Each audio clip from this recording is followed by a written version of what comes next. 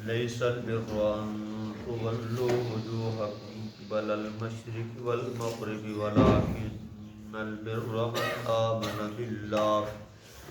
من آمن بالله واليوم الآخر والملائكة والكتاب والنبيين وآتى المال على حبه ذوي القربى واليتامى والمساكين وابن السبيل والسائلين وفي الرقاب وأقام الصلاة وآتى الزكاة والموفون بعهدهم إذا عاهدوا والصابرين في البأساء والضراء وحين البأس أولئك الذين صدقوا وأولئك هم المتقون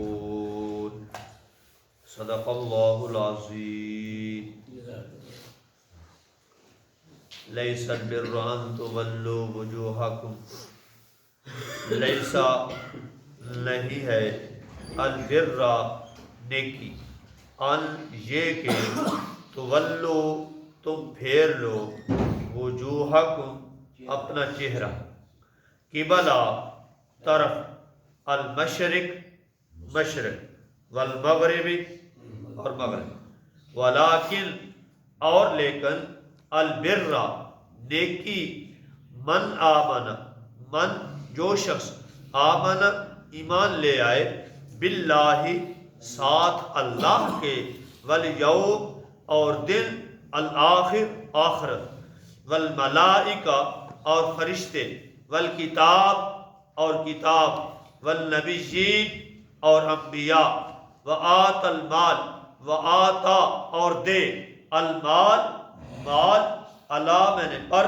حبی ہی اس کی محبت یہ ہی ضمیر المال کی طرف جاری ہے ذوی القربى رشتہ دار والیتامى اور یتیم والمساکین محتاج وابن السبیل اور سبیل کا بیٹا یعنی مسافر والسائلین اور سوال کرنے والے وفی الرقاب واو میں نے اور فی میں نے الرقاب گردن چھڑانے میں رقاب گردن چھڑانے اقام الصلاۃ اقام کا قائم کرنے والے الصلاۃ نماز وآتا اور دینے والے الزکاۃ زکوٰۃ والموفون اور پورا کرنے والے بعہدہم اپنا وعدہ بعہدہم اپنا وعدہ اذا جب عاہدوا وعدہ کر لیں والصابرین اور صبر کرنے والے فی میں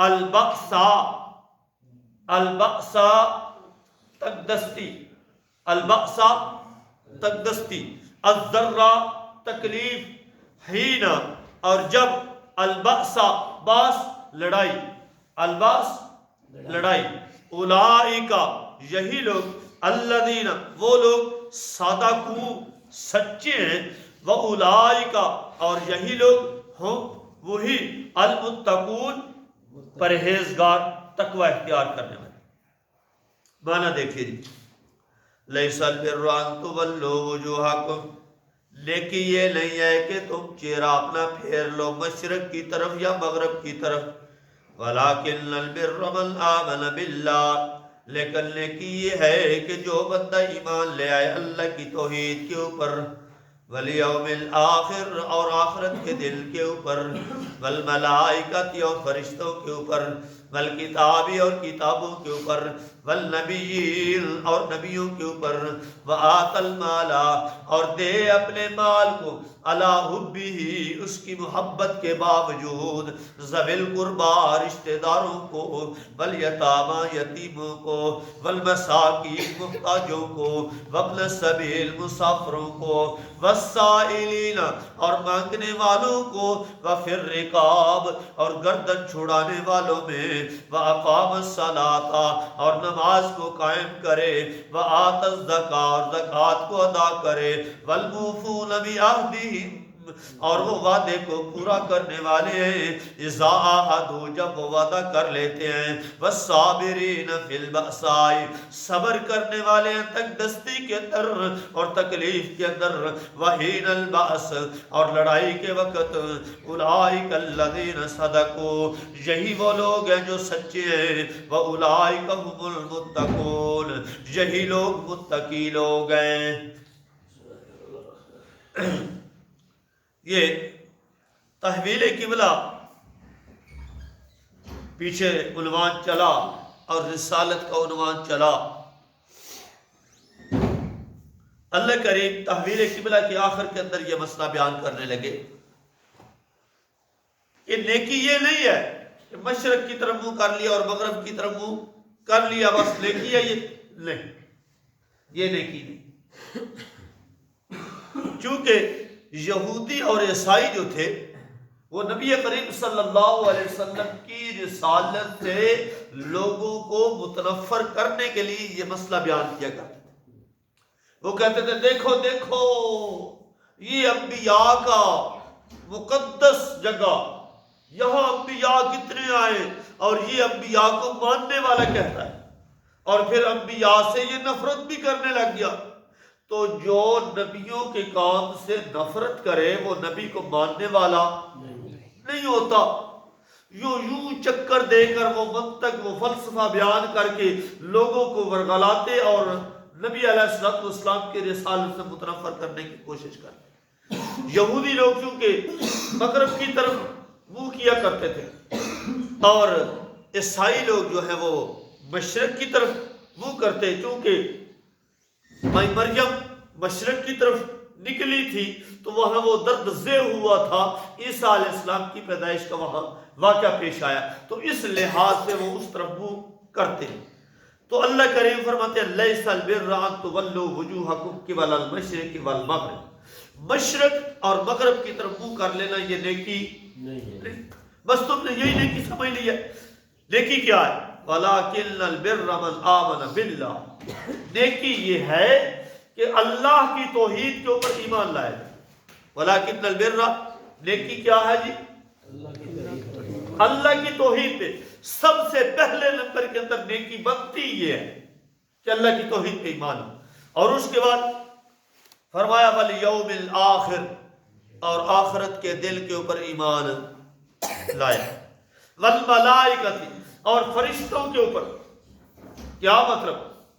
جس طرح اللہ کو وحدہ لا شریک مانا اور اسی طرح آخرت کے دل کو مانا کہ میں نے رب کے دربار میں حاضر ہونا ہے اور میں نے حساب کتاب دینا ہے، وہاں جنت ملے گی یا جہنم ملے گی، اس کے اوپر وہ عقیدہ رکھتا ہو۔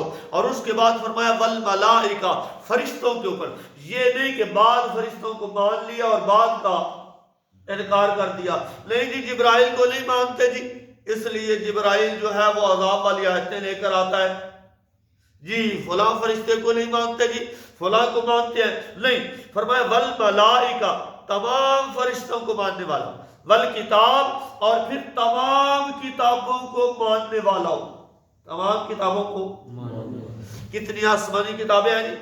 4۔ کتنی جی؟ 4۔ زبور، انجیل، تورات اور قرآن مجید۔ اب یہ زبور، انجیل، تورات یہ 3 پہلے کتابیں ہیں، یہ منسوخ ہو گئی، لیکن ہم اس کے اوپر ایمان رکھتے ہیں کہ وہ آسمانی کتابیں تھیں، وہ اللہ کی طرف سے نازل ہوئی، اپنے پیغمبروں پہ سچی کتابیں نازل ہوئی، اس میں شک نہیں ہے، لیکن اب وہ قابل عمل نہیں ہے۔ زبور داؤد علیہ السلام پہ، جی داؤد علیہ السلام، زبور داؤد علیہ السلام پہ، اور تورات موسیٰ علیہ السلام پہ، اور انجیل عیسیٰ علیہ السلام پہ۔ اچھا، اس کے بعد ہے آخری کتاب قرآن مجید۔ یہ قرآن مجید جو ہے اب موجود ہے، اور اسی کے مطابق عقیدہ بنے گا اور عمل بنے گا تو نجات ملے گی۔ اگر قرآن سے ہٹ کر کسی اور کتاب پہ ایمان لایا جائے تو وہ قابل قبول نہیں۔ اچھا، یہاں ایک چھوٹا سا سوال آ گیا، کوشش کروں گا انشاءاللہ تعالی اگر چل پڑا یہ اپنے وقت تک عنوان، تو پورا کروں گا، نہیں تو انشاءاللہ اس آیت کو دوبارہ کل ذکر کروں گا۔ کتابوں کا تذکرہ کیا، اللہ کریم فرماتے ہیں ول کتاب، کیا کتاب، کتابوں پہ ایمان لانے والا۔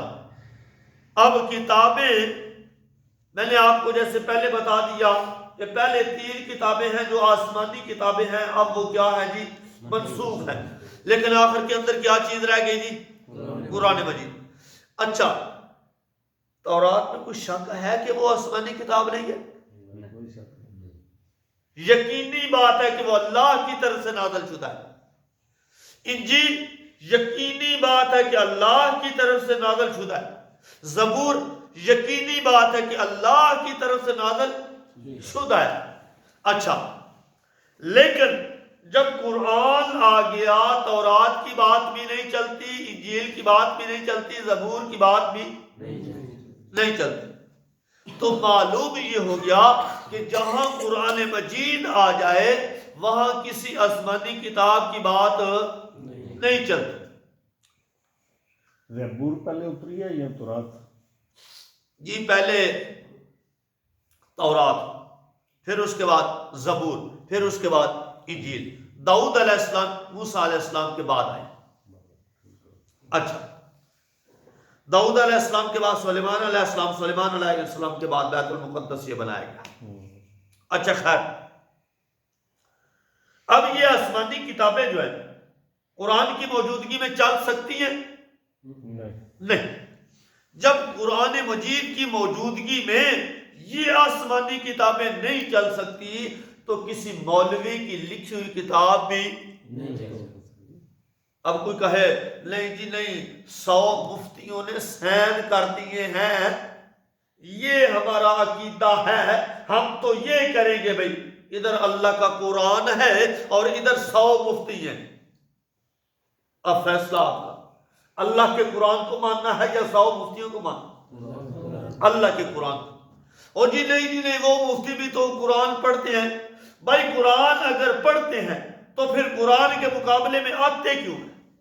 بات تو یہ ہے، سوال تو یہ ہے، اگر وہ قرآن پڑھتے ہیں، میں مانتا ہوں کہ وہ قرآن پڑھتے ہیں، لیکن اگر قرآن پڑھتے ہیں تو پھر قرآن کے مقابلے میں کوئی آ سکتا نہیں۔ صرف ایک اشارہ دے دو، انشاءاللہ کل عنوان بیک کریں۔ حضرت نبی کریم صلی اللہ علیہ وسلم کی جب وفات ہوئی، وفات کے اوپر حضرت عمر رضی اللہ تعالیٰ عنہ نے یہ کہا، تلوار ہاتھ میں اٹھا لی اور کہا من قال ان محمدًا قد مات فاضرب عنقہ، جو بندہ یہ کہے کہ محمد صلی اللہ علیہ وسلم کی وفات ہو گئی ہے میں اس کی عمر گردن اڑا دوں گا۔ اب یہ حضرت عمر اعلان کر رہے ہیں، کس کی جرت ہے کوئی سامنے آئے عمر کے؟ بڑے جرت والا عمر کوئی بھی نہیں، ہر کوئی اپنے اپنے غم میں اپنے اپنے انداز میں پریشان ہے، حتیٰ کہ حضرت علی رضی اللہ تعالیٰ عنہ، حضرت عثمان رضی اللہ تعالیٰ عنہ کے بارے میں آتا ہے کہ وہ زمین سے یوں چمٹ گئے ہیں جیسے لگتا ہے کہ وہ زمین پہ کوئی ہے ہی کوئی شے، یوں زمین کے ساتھ چمٹے ہوئے اور اپنے آپ کو ختم کرنے پہ لگ گئے، بس ہماری زندگی ختم ہو گئی، محبوب چلے گئے تو ہمیں رہنے کی ضرورت۔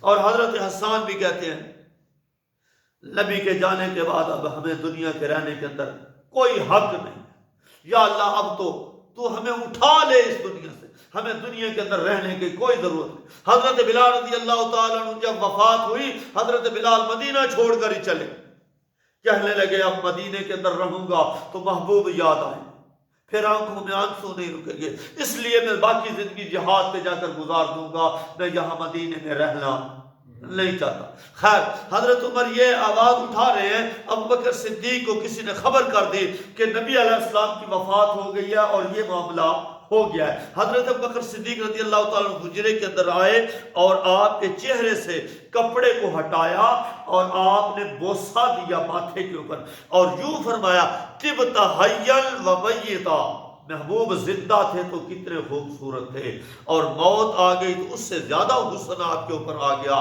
اب یہ اوپر کپڑا دے کر سیدھے آ گئے اور عمر کو کہتے ہیں عمر علی رسلک، عمر ٹھہر جا، لیکن عمر کہاں سننے والے، کسی کی بات نہیں سنتے۔ حضرت ابوبکر صدیق رضی اللہ تعالیٰ عنہ منبر پہ چلے گئے اور وہاں جا کر خطبہ دینے لگے، قرآن کی آیات پڑھنے لگے، وما محمد الا رسول قد خلت من قبلہ الرسل افإن مات او قتل انقلبتم، اور پھر انک میت وانہم میتون، یہ آیات پڑھتے جا رہے ہیں اور آخر کے اندر کہتے ہیں من کان منکم یعبد محمدا فإن محمدا قد مات، جو بندہ محمد صلی اللہ علیہ وسلم کی عبادت کرتا تھا سن لیجئے کہ محمد صلی اللہ علیہ وسلم کے اوپر موت آ چکی ہے، اور جو بندہ محمد صلی اللہ علیہ وسلم کے رب کی عبادت کرتا ہے فإن اللہ حی لا یموت، وہ اللہ زندہ ہے، اس کے اوپر کبھی موت نہیں آئے گی۔ جب یہ آیات پڑھی نا، حضرت عمر رضی اللہ تعالیٰ عنہ تلوار نیچے پھینک دی اور کہنے لگے ابو بکر اللہ تیرا بھلا کر، تو نے آ کر قرآن سنا دیا، لگتا ہے قرآن آج اتر رہا ہے۔ تو فرمایا والکتاب، جہاں قرآن آ جائے وہاں کسی کی بات چلتی نہیں۔